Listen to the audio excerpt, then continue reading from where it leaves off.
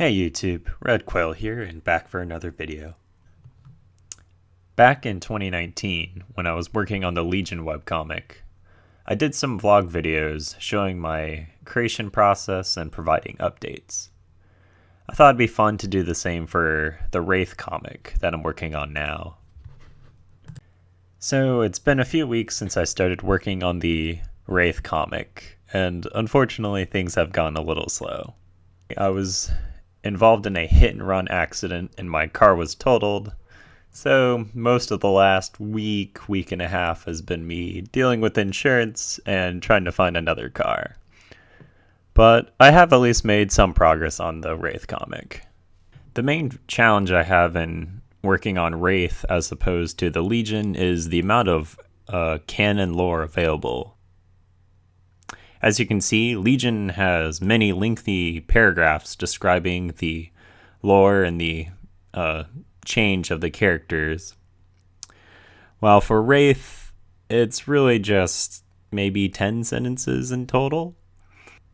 It's great because I get to have a lot more creative liberties in how the Wraith becomes who he is. But it does just mean some more work for me.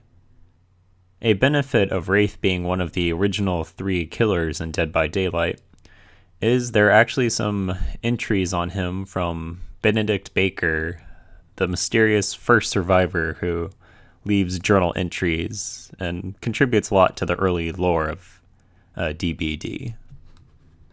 While what Benedict actually wrote about Wraith in his journal entries isn't anything profound, I thought it'd make a good introduction to the story, as it really sets up the mood and dread felt by survivors when the Wraith appears seemingly out of nowhere. A unique opportunity the story gives me is I get to make my own character design for what Benedict Baker actually looks like, as I'm unaware of any official art on his appearance. Seeing that his journal entries are dated in the late 1800s, I've given him a short trench coat and just overall grayish clothing. My thought is if his clothes really did have any color in them, they would have been faded out over the decades of being caught in the loop that is the Dead by Daylight game.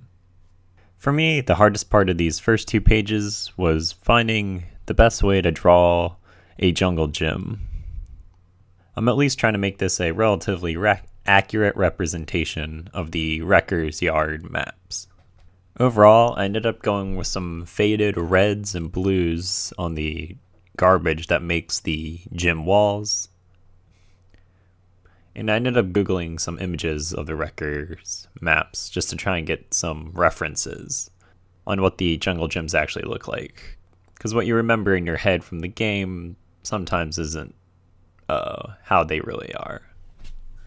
I didn't go into any great detail on the bits of trash. I mean, it really just looks like blobs rather than crinkled up metal, but hopefully it's convincing enough for at least just a background set piece.